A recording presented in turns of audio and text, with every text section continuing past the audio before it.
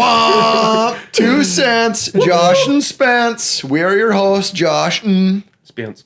What's up, homie? Not much, man. I'm very excited for today. We got 2 very special guests, our boys Tanner and Gavin. Yes. Yes. Some big shot real estate investors in town who practically run the city now. Yeah, practically, actually. Yeah. Do you have a key to the city yet? It's coming up, actually. Is that the works? Yeah. Okay, cool. But thank you guys so much for being here. Super excited to learn Yeah. from you guys about some real estate investing. Yeah, excited to be here. Yeah. To get started, why don't you just tell us a little bit about yourselves and how you guys met and kind of what got you into real estate investing? You betcha. Well, my name is Tanner. I guess I'm 21. I was born in, I was born and raised here in Moorhead, just next door, Fargo. So, yeah, I love the jersey. I can see that. Yep. Fargo's shitty little brother. Okay, all right. We won't go there here, but Oh, man. no, yeah. So grew up around here, went to high school and now college at Concordia.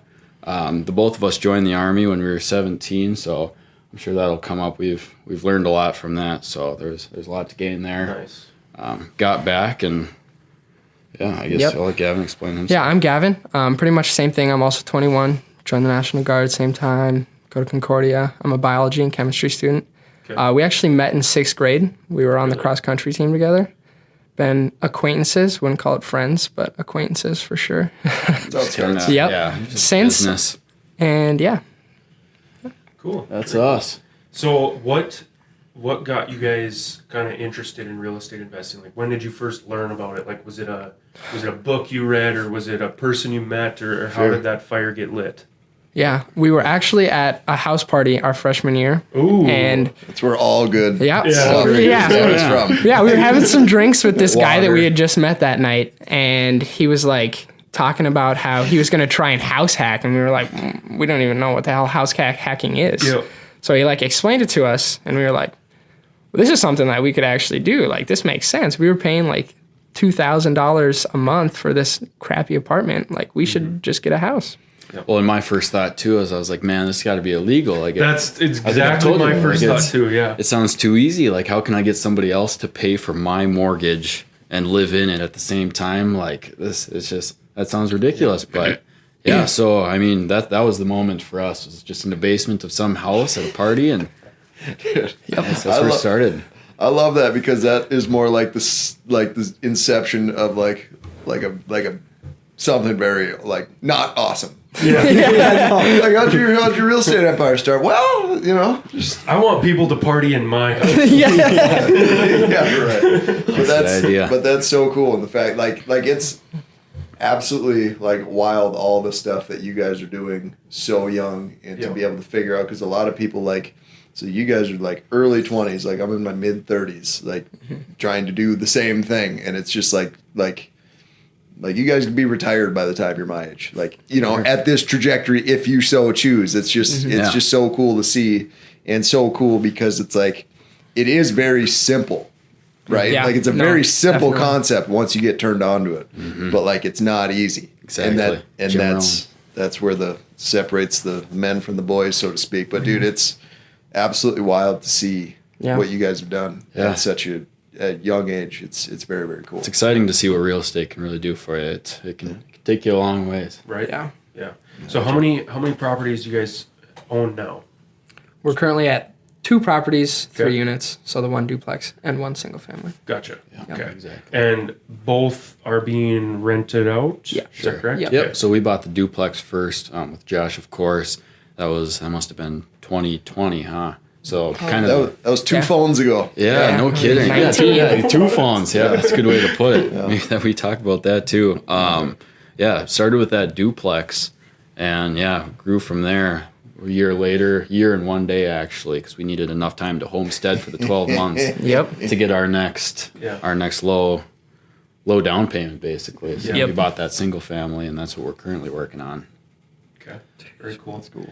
So, and you guys like the, there's kind of 2 ways you can invest in real estate, obviously, like 2 big ways, but like the passive income, which you guys are kind of doing, like renting it out. Yep. But there's also like flipping. Like, have you ever done anything like that, or have any interest in doing like flipping and then selling? Not really. We haven't, no. And I guess the way that I think about it and always have, people that flip, I mean, you work active, it's active income. That's the difference between active and passive. I mean, they're working lots of hours. I've talked to some guys that's all they do. They just don't stop sunrise to sunset. And that wasn't the goal of ours. We wanted to work really hard for, say, 6 months on one house, and then we wanted to reap the benefits for 30 years. Because if they return a cash amount of, I don't know, 40 grand in 6 months, I mean, maybe we make that up in 2 years by not touching it. Right. And then you have the next 28 years to appraise the value and keep collecting and reaping the benefits. So, no, flipping wasn't really for us, and we have enough stuff going on the side too. So the goal is really to make it passive. Yep. I agree. Yep. That's what I like too. That's right. Yeah, because with flipping too, or at least in my little pea brain, it makes me nervous. Like it seems like the guys that do that at a high level have a lot of cash. Yeah. One, it can get in it that way, but then two, like you said, it's much more active income. So you're in there, and then you're saving the money by you doing it yourself. Yeah.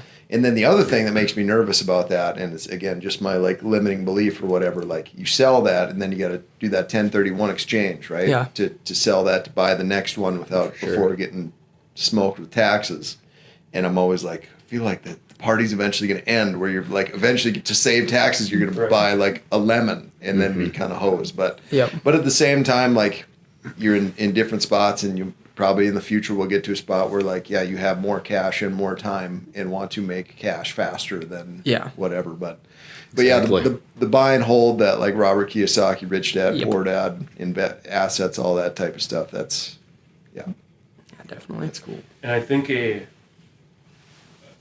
big thing that kind of makes people nervous about either flipping or even buying a rental is putting in the work and knowing how to do that stuff. So I can't imagine you guys know how to fix everything in a house. How have you guys kind of overcome that problem? Yeah, we got pretty lucky. We used to be flooring installers, so we at least had a base of knowledge when we were going into the house. So now anytime that we go into a house, it's flooring is the first thing. It's going to get changed anyways because we can do it ourselves relatively cheaply. But we were also kind of handy people. I don't want to flex too hard, but big deal. You say we can't do it all, but man, you should see us. We're pretty handy. So it's YouTube, and my dad has a large background in construction. So it was just give him a phone call. He would answer questions. We would just keep going from there. But then it was just networking and meeting new people that knew about stuff, and we're hey, this is what we're doing. Any advice? Yeah. And then we just went from there. Isn't it great? Maybe I just asked because I think I already know the answer. But when you ask somebody, young guys, young, ambitious, eager, positive guys like you, come to a more seasoned person, hey, this is what we're doing. Any advice? Do they ever say no, figure it out for yourself, or do they say yeah, here's a ton of super helpful advice? Yep. Oh, absolutely. That's it. Yeah, nobody turns you down, and I think that's a big benefit of this area. Obviously, I can't speak to many others, but we have that Minnesota nice around here, and I mean, it reaches out to Fargo too. Yeah. So yeah, we've myself personally, I've reached out to a lot of people that have been mentors to me and just very beneficial in the journey. Yeah, and it's super important to have for sure. Yeah. So I think another thing that people are hesitant to get started in investing in real estate is they think you need to have $50,000 sitting in the bank. Now, maybe you guys do have that. Maybe you don't. Another flex question mark? But how, and I mean, don't feel like you have to get into your actual finances, but is that a myth? Did you need that, or how are you guys finding creative ways to finance these properties? I'd say it's absolutely a myth. We did use more cash for our first one. And that helped because we were able to put 20% down, which of course helped us avoid the mortgage insurance. There you go. So that was, there's the flag. Yeah. That was a big deal for us. And that's a lot due to the Army too. I mean, when you're in the Army, we just built up cash and there's nothing to spend it on when you're working 24 hours. So that's kind of how we started. But no, to answer that question, like I said, it's a for sure myth, especially your first home, man. You can, especially in the market we've had in the last couple of years, there's so much assistance as far as getting your money for that first house and avoiding large down payments that, man, really anybody can do it. I mean, if you can afford today's rent, like you should be able to afford a house too. Yeah. It's ridiculous. When you guys are still living in that house doing what's called a house hack, we kind of touched on it, but where you're living in one part of it and having the other part rented out, and they pay a lot of your mortgage. Yeah. So in that way too, like you can have less of a down payment because it's your primary residence, which is kind of a way around it too. So and that's phenomenal. That's huge. So so is the goal in the end to move out of that one and rent out your unit that you're currently in as well? Yeah, so I guess we've had kind of a gap in communication. So we've actually been in the new house since, I guess that must have been last, May or so? Yeah, a good 6 months or whatever. So probably about. We worked out with our manager to find new tenants the day we moved out. So we moved out, and I think it was 2 days later after having a cleaning team come in, we had our tenants in there. And then we were into the new house and just chugging away there. Yep. And even there, chugging beers, having parties. Oh yeah, that's normally that's pretty much teaching the kids. Teaching the kids. Like, tell the kids about house hacking. This is what you need to do, son. Exactly. That's it. Yeah. Oh, that's awesome. Yeah. What? But yeah, I would say, like, I feel like in my mind, whenever I talk to people about real estate investing, so a big chunk is the financing, and then the other one's like, it always comes down to toilets. I feel like people are like, I don't want to be dealing with toilets at 2 a.m. on Christmas or whatever. Yeah. Like, how often do you find yourself fixing toilets? Or like, thankfully, we like tried to avoid having to do that kind of stuff. So we did hire a property manager. In our mind, it was like we didn't want to get burnt out with the whole real estate thing, having to do all of that work for the tenants. So we were like, if we can just pay a little bit and then stay fresh with the houses, then we can just keep going. I mean, it does cost a little bit, but it's really not much. But it likely still like has a positive cash flow on it definitely. With it, right? Exactly. I tell that to people all the time. It's like that now for you, the goal is to not be worrying about that stuff. All you have to do is save up money and find the next deal. Yep. Right? Like that's your job as the investor, right? And I don't know, I mean, you guys would be able to speak to it better, but I've heard of like property managers where you just work it out with them. Like, hey man, if you can fix it for under X dollars, like under $200 or $100 or whatever, don't even call me. Just do it. Yep. I don't even want to hear about it. Yep. Right? Yep. Yeah, and we have something like that worked out with our manager. So if we're busy with school or busy with Army stuff or our other jobs, then I mean, our manager takes care of it. We get the bill out of the rent check. But like you said too, it's a well-performing property, the duplex is. So it covers it anyway, and we don't ever blink an eye. It's just you, at some point you got to value your time enough to, I guess, take back your time and pay somebody to do it, because we do a lot of things. And like you said, awesome. Your goal is to grow and scale. So it's definitely worth the extra cost to, one, like he said, avoid all the, I guess, the sorrow that you could face from doing it yourself and the discouragement. Yeah. So, well, too, just knowing you're in. I mean, you got, everybody's different, but like knowing yourself. So like I know me pretty well, and that's the last thing that I want to do, and that's the lowest on my like strength zone is all of that stuff. So it's like, hey, instead of being greedy trying to get an extra $150 a month out of this thing, why don't you give it to the pro? Yeah. And then not only that, but like I owned a property in the past, and like I did a terrible job managing it. So I let people who should have never been in there in the first place in there, and all that type of stuff. And all that would have been avoided had I just like, all right, Mr. Property Manager, here's what he charged. Okay, perfect. And they worry about it. Yeah, leave the worry into them. Yeah, and tenants are a big part of it too. Like definitely a big part. I'm grateful because in my rental I have very good tenants where I kind of forget that she's there. But how are you guys finding tenants? Like, is it people you know, or do you like advertise for it, or what do you do to find a tenant? Yeah, it's basically just all through our property manager. I mean, they handle that for you too? Yeah, they handle all that. We were trying to do it like right away, before we had hired the property manager, but then it was like, how do we do background checks? How do we do all this? How do we make sure that they're going to be able to pay? And we really didn't have any answers for those questions, so we were like, we're just going to have to find somebody that knows how to do it. Yeah. Yep. That's awesome. Yeah. And that's wise to measure twice and cut once with that instead of trying to like. Precisely. Yeah.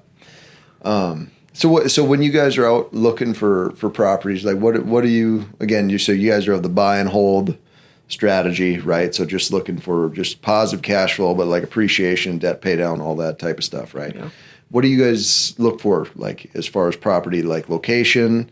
Does it have to have certain things? Do you look for places with crappy flooring? So like, I know we could put that in pretty inexpensive, like type things, or what does that look like for you? I guess I could start. I guess the first thing that comes to my mind, well, let me say this. Our first property, we didn't know what we were looking for. We didn't know what we were doing. You kind of jump in and you live and learn. Sometimes you win, sometimes you learn. So there was like that. There was a lot of winning, but a lot of learning too. So that's kind of how we started. But now at this point, the first thing that comes to mind is really building value. When you buy the property, it takes a lot of the stress off if you can build enough value to have that equity right off the bat. And if you can pay yourself back for whatever down payment and closing costs you covered, it's phenomenal. Like you're doing well at that point. So by that, you just like refinancing? Yeah. Like later down the road and paying yourself back? Okay, yeah. Gotcha. And with us, we personally with a duplex used what's called a home equity line of credit.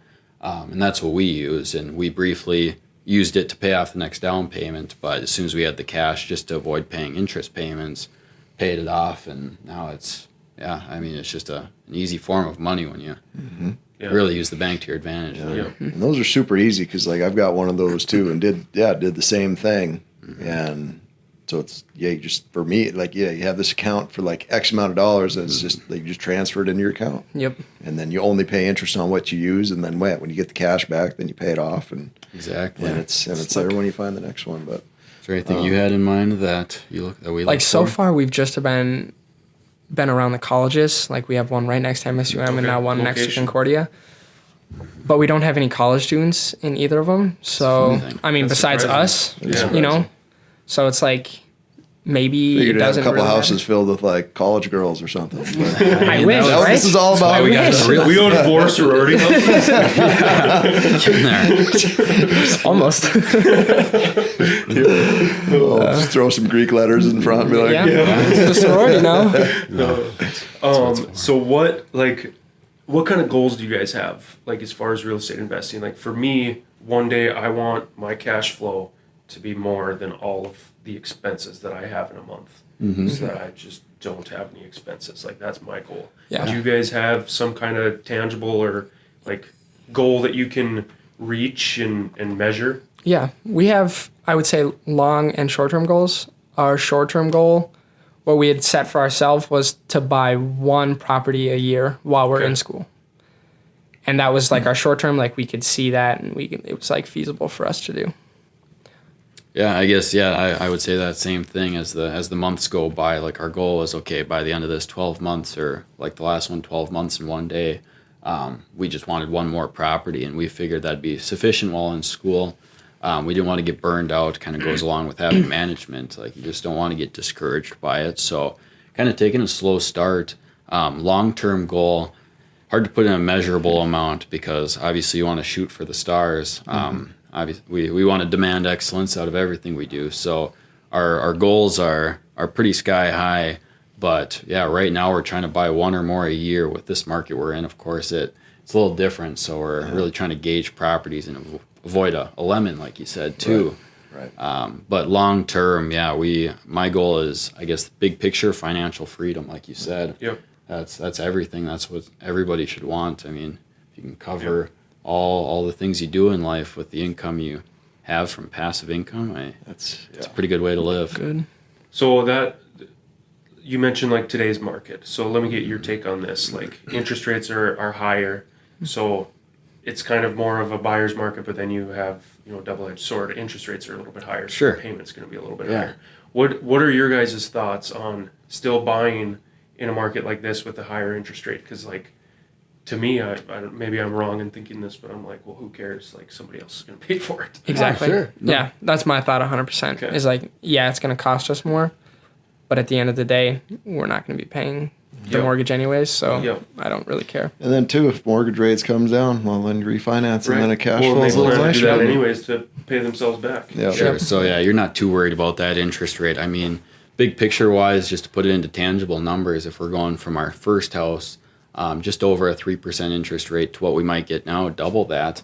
I mean, if you're cutting off 3% of your 25-30% return on investment, I mean, heck, if we were getting 30% on our first and 27% on our second, I'm not complaining about that. It's better than losing 9% in your savings account every month. Yeah, so, absolutely. Dude, love these guys, dude. And it's wild to me that they're still in college. I know, but when they're and I'm like dead serious. Like you could, and you guys have calculators. Like that you could be retired by the time that you're my. And like when it comes down to stuff like this, it's like the momentum, the inertia to like get started, to like get your first one in the books and to kind of figure out what you're doing. So to have two of them, like you guys already know what you're doing, and then two, like you guys are going to graduate, you're going to be able to make, like you'll be making more money, and so it's only going to get easier and easier and easier, and then kind of like Monopoly, like pretty soon you'll sell some and then have buy a couple apartments or whatever. Like it's just wild and so cool to see. But quick tip for all your like salespeople out there. So like, I met Tanner. I bought this watch 2 years ago. That's right. So I'm at Verizon, like talking to this kid, and just obviously a nice kid and whatever. We start talking about like he's going to school and like he's obviously super sharp, and then we start talking about books, and then anyway. Long story short, now he's bought 2 homes, and now he's like great client of ours. Yep. Sounds like they're gonna buy some more. Well, like I've found that I'm learning stuff from them. Like 100%. Which is like when I think back to when I was 21 years old. Oh, dude. Somebody probably did tell me something like that, but I was too blacked out to remember. Like just when I was 21, I was nowhere near them. Like it's insane. I get still like you guys are busier than anyone too. Like but you make time to invest in your future, which is just awesome. So like. Nobody out there has an excuse. Like, no, it's just go out there and do it. Yeah, if I could, my 21-year-old version of me was here, I'd smack him in his mouth. Yeah, you dummy, figure it out. Your 34-year-old version needs you right now. But it's just absolutely incredible to like see what guys like you like can do, and then too, like we talk about the compound effect all the time. Like everything that you do, it compounds on itself. So you start at 20, 21, whatever. By the time you're my age, it's like, it's awesome. So kudos to you guys. No, do you guys have any like tips or tricks for someone who is nervous to get started? Like anything you want to say to somebody like that, or 21-year-old Spencer? Sure. Who's blacked out? Yeah, who's blacked out? Yeah, exactly. Don't lean, roll over so don't puke on that puke. No, my biggest tip would be to surround yourself with people that kind of know what they're doing. We didn't quite have that, but once we first got into it, like we created this team of people. Like we've got some pretty good realtors behind us. Boom. We've got not bad. Hit 'em up. We've got a good property manager. We have our contractors. We have our attorney. We have all this stuff where it's like any house that we get in the future is like we know exactly where we're going. We know who's going to help us, and they're the experts in their field. So we don't really need to be questioning anything, because if we have questions, we know who to go to. Yeah, everyone thinks you got to know everything about it, but it's like you get a team around you. Like go out and meet people and like use them as the experts, which is 100%. Well, I'm just gonna repeat what you said. Like it's so important. Like so many people are worried they need to know it all like day one. And I already told you guys, we got into our first property. It worked out, and of course we won some and we learned a bit. But at the same time, I wasn't sure if that was a subtle jab because I was the one that helped you. That was good. we had no idea. It worked out great. No, 100%. But no, you really don't have to know everything. But if you can surround yourself with a good team, I mean, you run into an issue and you've got somebody to call. They're on speed dial. So you don't have to be the professional in everything. You just have to have somebody who is the professional for you. So I think that'll get you a long ways if you can just surround yourself with a good team. Yeah, no doubt. Hell yeah. Woo! Well, I'll say it. This is the best podcast we've ever done. Not even close. Not even close. Sorry, other guests we've had. Thank you guys so much. This was awesome. Pleasure to be here. Yeah. Thanks for coming on, boys. Yeah. It's a lot of fun. Thanks for listening. Watch for deer. Shake a bug.